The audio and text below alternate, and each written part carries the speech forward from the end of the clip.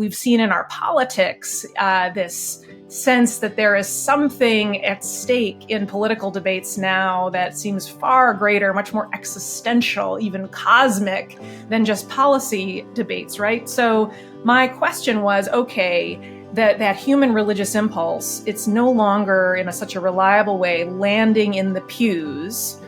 Where is it landing?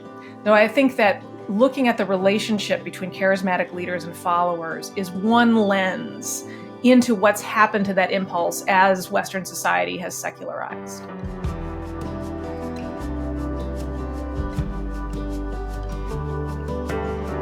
It's maybe the great paradox of humanity. We want to be able to control the world, or at least our own lives. We don't actually want to be in control. That's too much responsibility. So we're willing to hand off that control to someone else.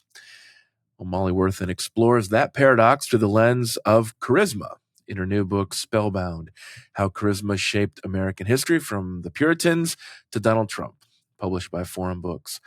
Worthen is Associate Professor of History at the University of North Carolina at Chapel Hill. I'm sure many of you remember her story from this podcast a couple years ago, and I'm thrilled that she's back to discuss her new book. Now, Molly quips, quote, "Some vaguely disreputable revival is always going on somewhere in America, even if mainstream media are slow to notice. Religion is one major way that we try to resolve this paradox of control." She further explains this: if we define the religious impulse as a hunger for transcendent meaning and a reflex to worship, then it is a human instinct, only slightly less basic than the need for food and shelter, and Americans are no less religious than they have ever been. They will always find a way to satisfy these desires, even if charisma carries them down strange and costly paths. Now, in studying charisma, we're not looking for arguments, facts, or even personality. Here's how Molly defines it. Quote, "The heart of charisma is the act of unveiling a hidden narrative and invites followers to take up roles in a roster of morally stark characters and fold their lives into a plot line curving toward justice." All right, enough introduction. I'm intrigued. Molly, welcome back. Let's hear more about this powerful impulse. Great to hear from you again. Thanks for having me.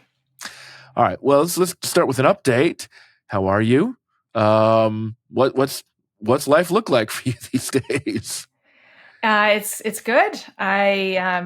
Professionally, I'm this summer going to be full professor, so that puts me at the top of the food chain, which is very exciting in academia.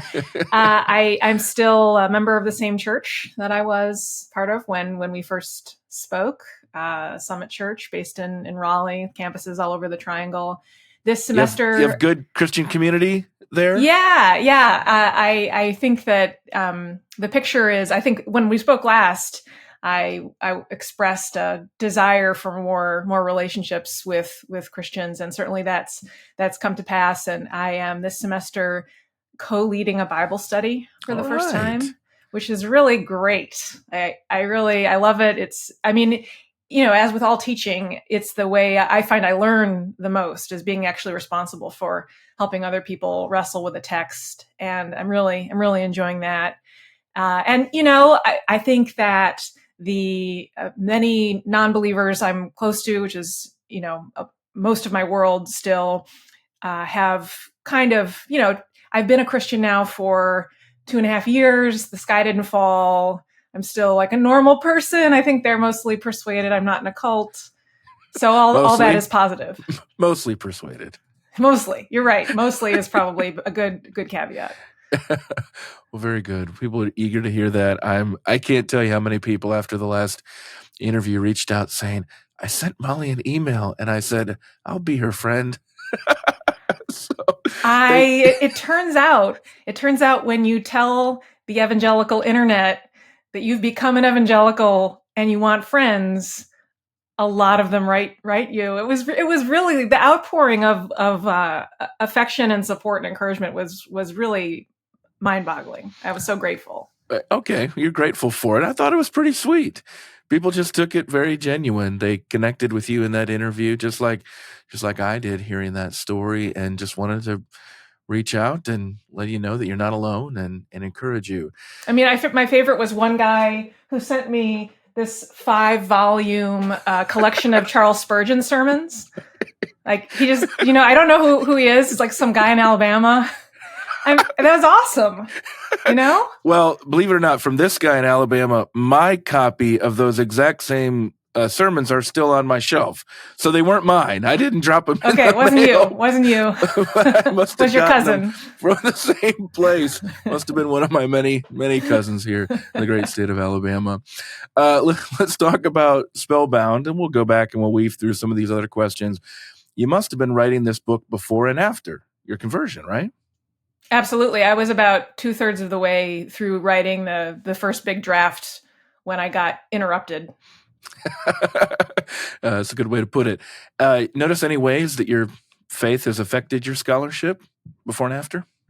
So something I'm thinking a lot about, and I think my big answer is the changes are not enormous, and I think that's because my whole life as a student of religious and intellectual history, I think perhaps I've always been operating on assumptions that are basically Christian or theistic in important ways. And my conviction has always been, and this is what attracted me both to the study of religion and to my early halting failed attempts to become a Christian myself, in college and in grad school. I had this sense that to understand humans, you have to understand religion, that this is just core to who we are as a species. And so that was a view that I came to long before, I found Christ. And in a sense, the arc of my own story, I mean, it just confirms what, maybe every scholar has to confront some version of, which is that as much as it is my job to maintain as much kind of objective distance on my subject, whatever it might be, as I can, at some important level, I'm part of the human species too. I am subject to the same patterns that I am perhaps observing in the people I'm writing about, and so in that sense, I suppose it made a certain degree of logical sense that I would find myself on that spiritual path. At the same time that I was writing about the persistent religious impulse in humans across the centuries. Now, some people, when they hear charisma, it's really all over the map in terms of what they think that connotation is. And most people's connotation is going to be about a certain way of behaving in a captivating way, I think. But let's try to get a little bit more precise on this with this book. And some other people, especially listening and watching this podcast, they're going to think about charisma. They might actually go all the way back to the Greek in the New Testament there. So could you explain what is the relationship between New Testament charisma and then political charisma? Yeah, this is a great question. And part of why I wanted to dive into this subject in a multi-year research project was precisely because it's this vague term that I think we throw around a lot. I think we punt to the word charisma when we are watching something unfold between a leader and followers, and we can't quite figure out what is going on. There's not like an obvious material quid pro quo happening. There's something about the dynamic that it defies reason if you are on the outside of it. And so, what's going on? One of the biggest surprises I had in this project is going in, I expected I would be writing a lot about amazing public speakers, individuals who are really charming, right, good looking, great sex appeal, have some ability to cultivate celebrity. And what I found is that charisma, while it can coexist with charm and celebrity, it's distinct. And as you said in your introduction, I really found that the core of it, and this applies, at least in a broad sense, both to the religious kind of New Testament sense, as well as the more colloquial political sense we use the term in commonly today, is this ability to invite followers into a transcendent story that puts their sort of puny mortal existence in a new, bigger frame with supernatural consequences. Now, a more kind of targeted answer to your question is to look at the word charisma, because certainly until a little bit more than 100 years ago, the term charisma was this obscure term that you would only encounter in biblical studies and church history. And, it comes from the ancient Greek root charis, meaning gift from the gods, and has a, kind of an ambivalent sense in ancient Greek contexts. Can be a gift that redounds to the benefit, or, the one that comes with curses for the human recipients. And Paul takes that and he makes it charisma in the New Testament. And he uses it in a range of contexts. In some cases, he uses it to really describe the gift of salvation, grace in the broadest sense. Mm-hmm. And then in other contexts, he uses it to describe very specific spiritual gifts, speaking in tongues, prophecy, interpretation of tongues, healing, this kind of thing. Now, around the turn of the 20th century, the German sociologist Max Weber was hearing lectures and reading in church history. And he was working on his own theories of Western modernity, and especially in the American context, he was working on his famous book, The Protestant Ethic and the Spirit of Capitalism.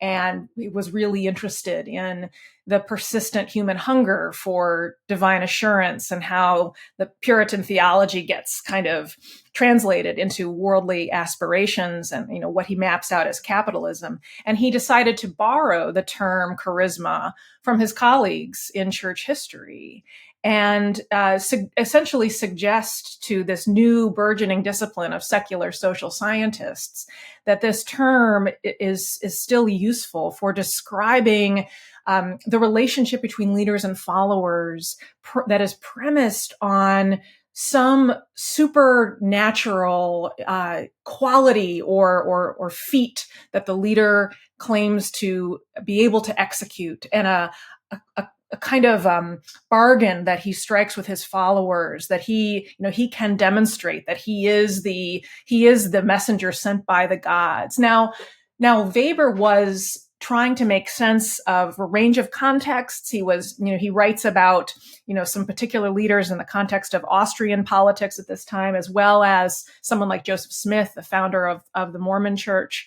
But what's so striking is, as much as he's trying to make this term palatable to secular colleagues, you read him on this and he is still retaining so much of religious, theological significance. He can't get away from, even, and to call it just metaphor is, I think, to understate the degree to which he's still acknowledging that there's something that's still necessary in appealing beyond kind of materialist, rationalist frames. And Weber, he's one of my intellectual heroes, because as much as he called himself religiously unmusical, he wasn't himself a man of faith, and he's this great theorist of modernity. He saw in this clear-eyed way what was dangerous about the growing edifice of bureaucracy and the kind of dehumanizing tendencies in the West. And he saw charismatic leaders as this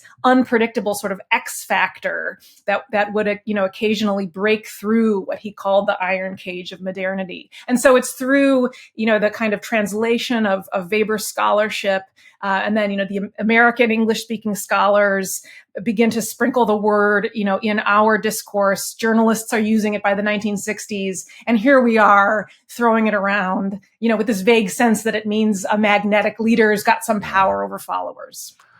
Yeah. Now, as I just reflect broadly on this concept, in this book, are you trying to argue that this is a unique or interesting, at least, lens through which we can look at American religious history, including politics? Or do you see this as something like the secret to understanding how it all fits together? Which one? Like, all fits together in the sense of, a timeless master key to the human species? Well, in the sense of, what in the world do the Puritans have to do with Donald Trump?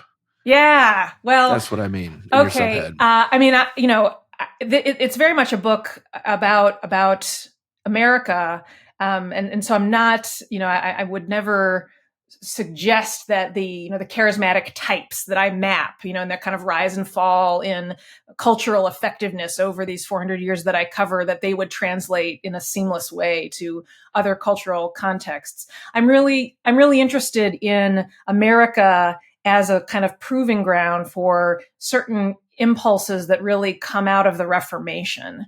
And this is a post-Reformation story about modernity and about what happens to the human search for intellectual and other kinds of authority in the aftermath of the kind of crack up that happens in the context of the Reformation, and the diversification of much more pluralistic ideologies getting instantiated in structures of authority that people are dealing with. And those tendencies and the tensions, they get kind of supercharged in the context of America, because it is, to a much greater degree than any other peer country, this kind of free-for-all that nurtures a kind of chaos and religious entrepreneurialism.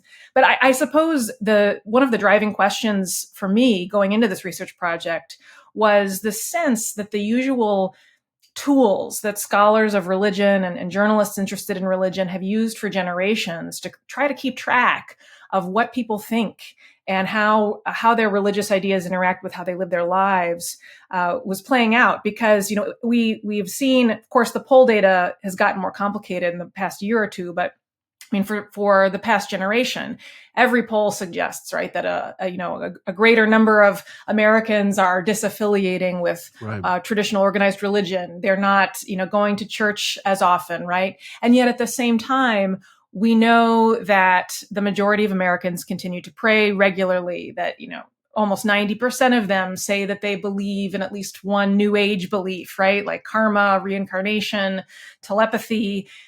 We've seen in our politics this sense that there is something at stake in political debates now that seems far greater, much more existential, even cosmic than just policy debates, right? So my question was, okay, that human religious impulse, it's no longer in such a reliable way landing in the pews.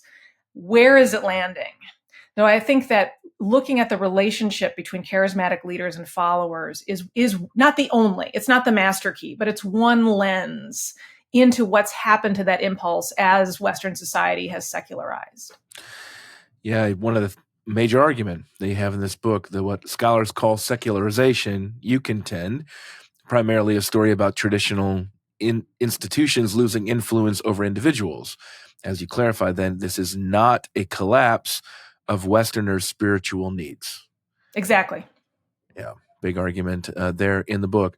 Is charisma something you study, or something that just, or in practice, learn how to practice, just emerges? I'm just wondering, how do you gain the skill to convince people they can access secret knowledge, supernatural promise, and special status as heroes? In the later part of the book, I got interested in the rise of leadership studies and this growing sense in the context of business schools and the burgeoning industry of management consultants, that there is a kind of formula that effective leadership, especially in the business context, but also in politics and in church life, can be taught. And there's a way in which I think that language of, let's sort of democratize this, as long as you can, afford to pay for the seminar conference fee or take the class, you too can be charismatic.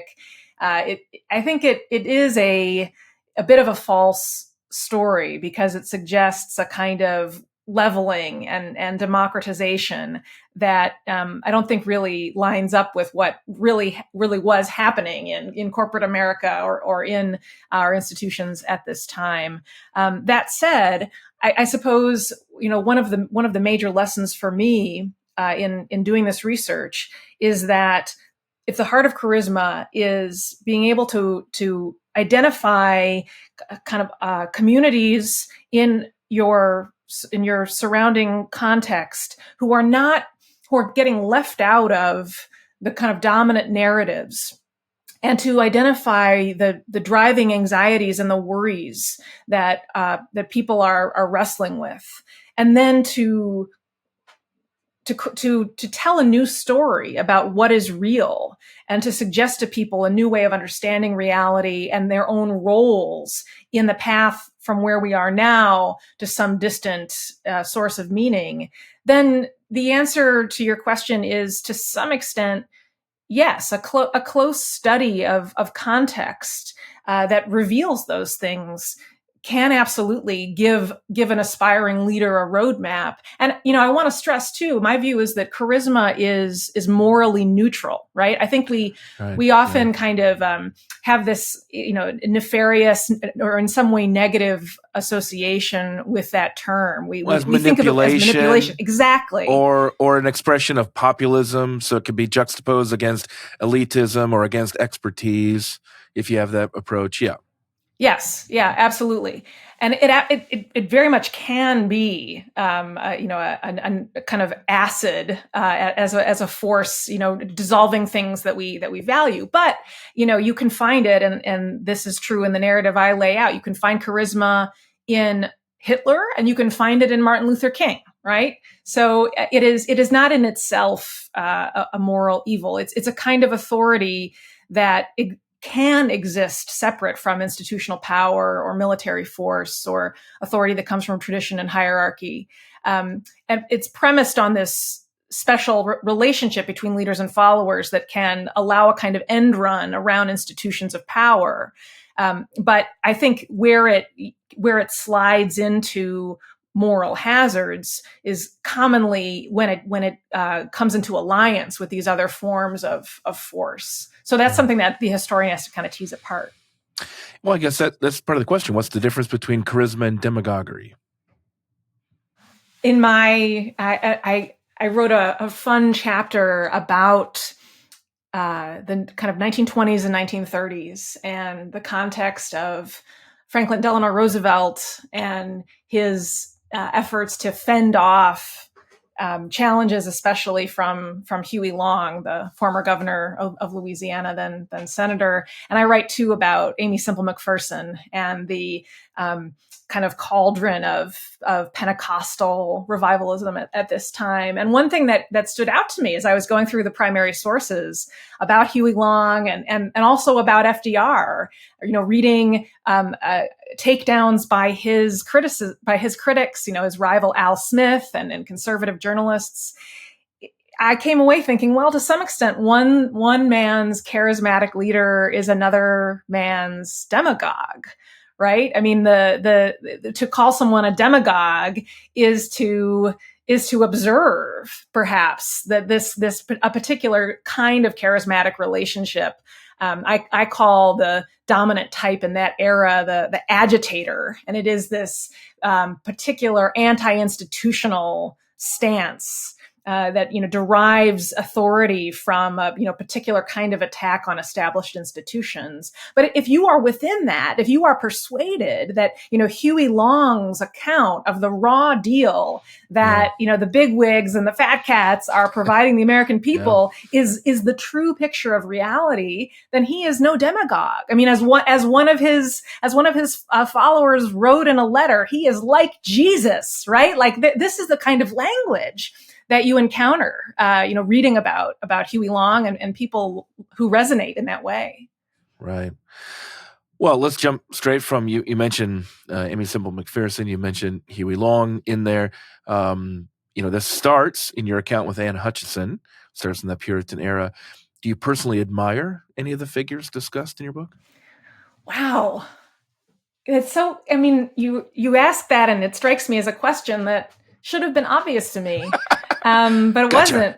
Yeah, I think I never consider it my job to ask that question of myself. Right? It may not. It doesn't have to be a moral category.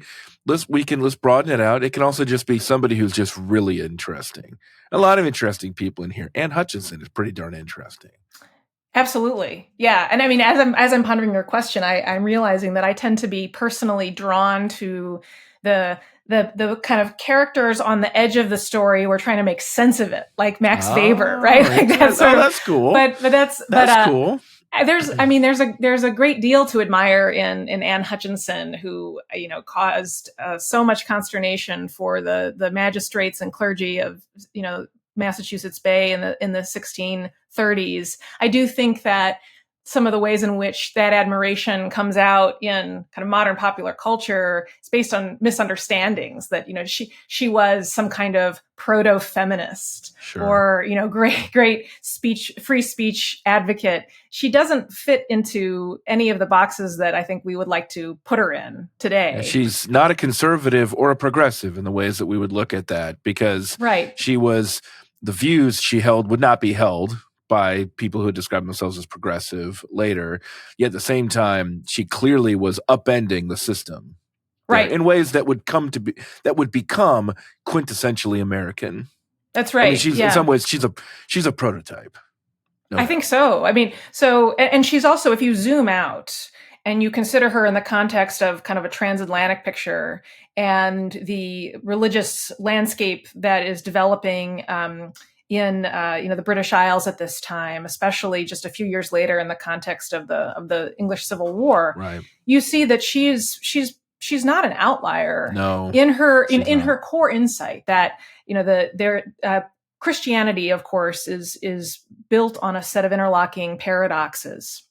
And one of the key paradoxes, this is not just true for Puritans, it's a big picture paradox that's been true for 2,000 years, is the paradox between our free will and our responsibility, right? And God's sovereignty.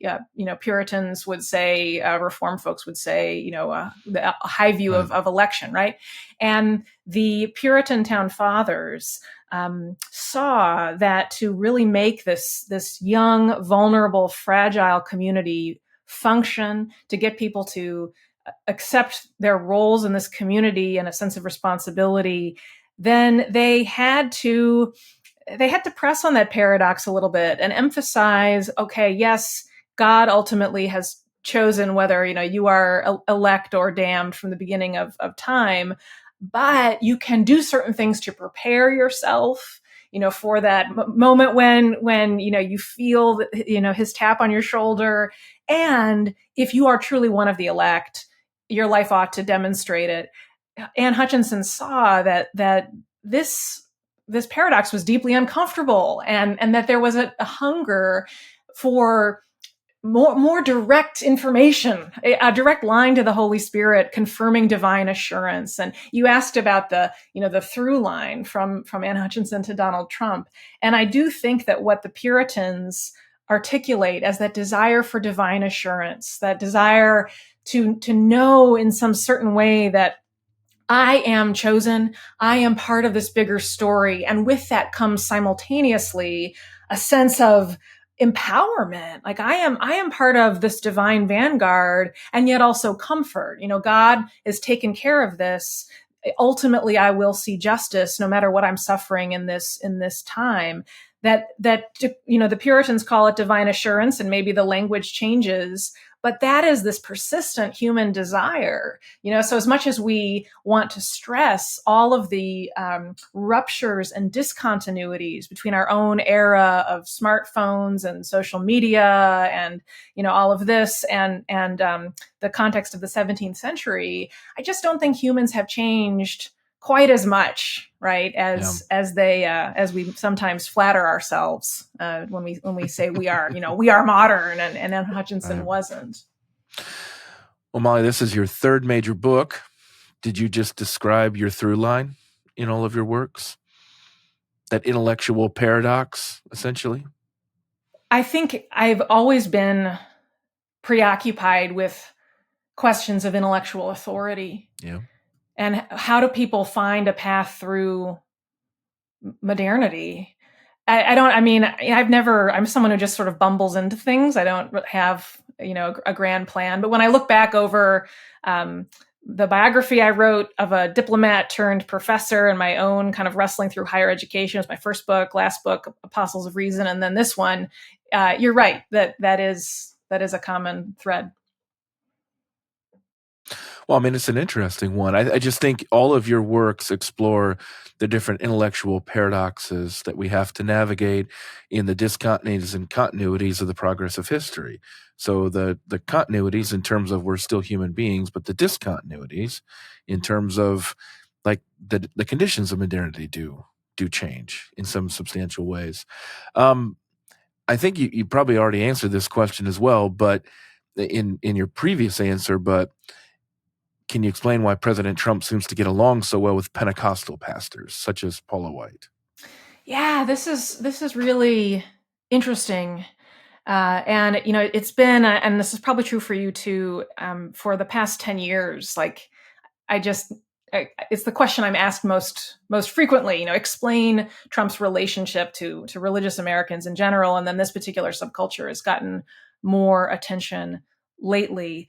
I think part of the answer it has to do with political pragmatism, and alliances that make sense, when people are willing to prioritize a particular policy interest, whether it's a more effective elimination of abortion, or a kind of rollback of a secular liberal, picture of human sexuality in mainstream culture.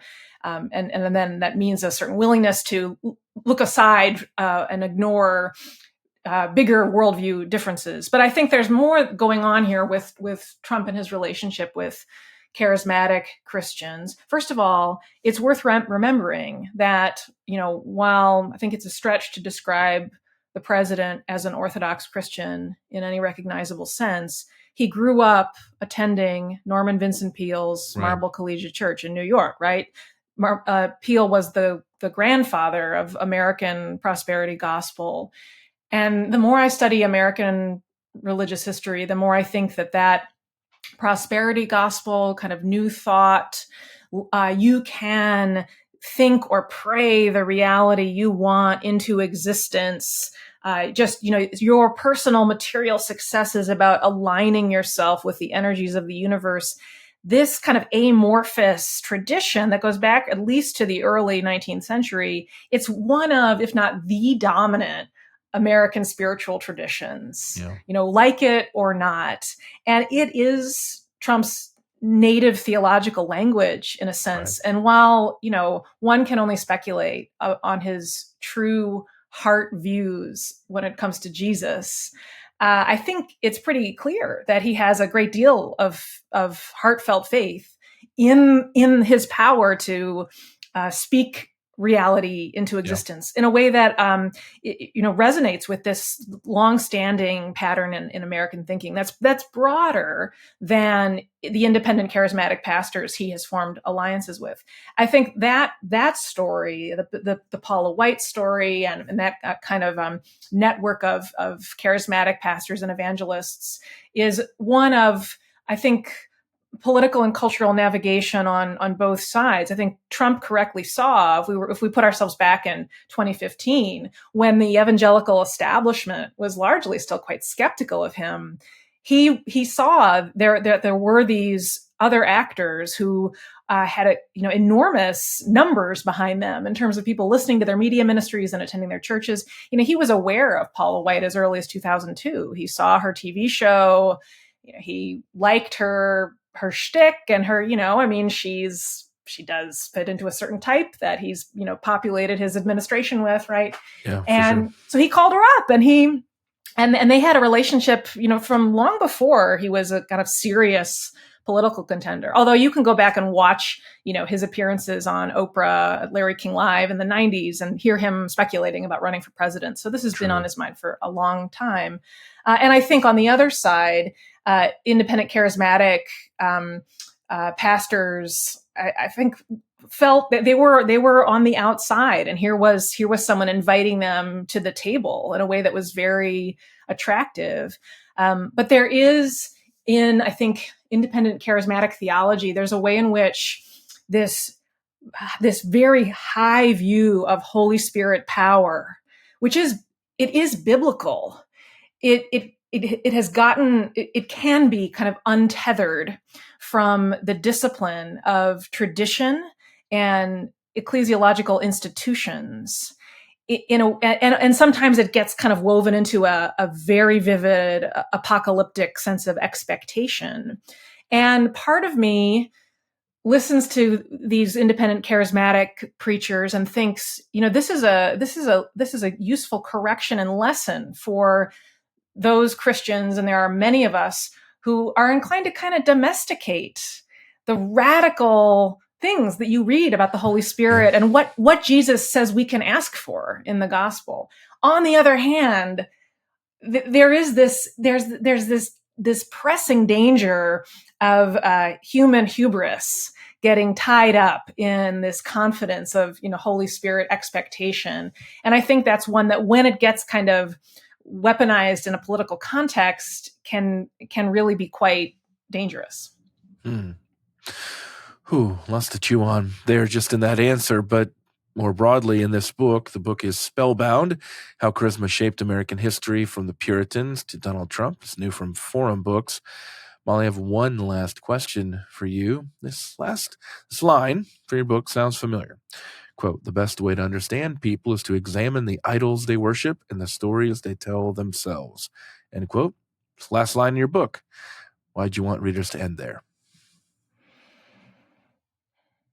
I think our inclination when reading about charismatic leaders, when observing the phenomenon of charismatic relationships in the culture around us, is to see it as a phenomenon that other people are involved in and susceptible to, and to avoid the obvious question, which is, what idols do I worship?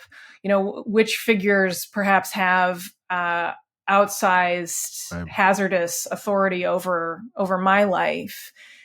What are my grounds for believing that the picture of reality presented by, you name it, my favorite podcaster, my pastor, this political figure I've put a lot of hope into, that picture of reality presented by this person is based on something true? We are creatures prone to constant self-justification and motivated reasoning and willful blindness, right? I mean, it just seems like the social scientific studies that confirm that are only ratifying what the theologians and philosophers have known for millennia. And so I wanted to end the book with not in a didactic way, but a call to just maybe turn the lens that you're invited into in reading the book onto yourself. Well, it's a great way to end. A great way to end the interview. Molly Worthen has been my guest on Gospelbound. The book is Spellbound, How Charisma Shaped American History from the Puritans to Donald Trump. Molly, it's great to have you back, and we're going to have to find another excuse. I can't wait this long for another book, so we'll have to find another excuse to get you back in short order. Thanks a lot. Thanks so much.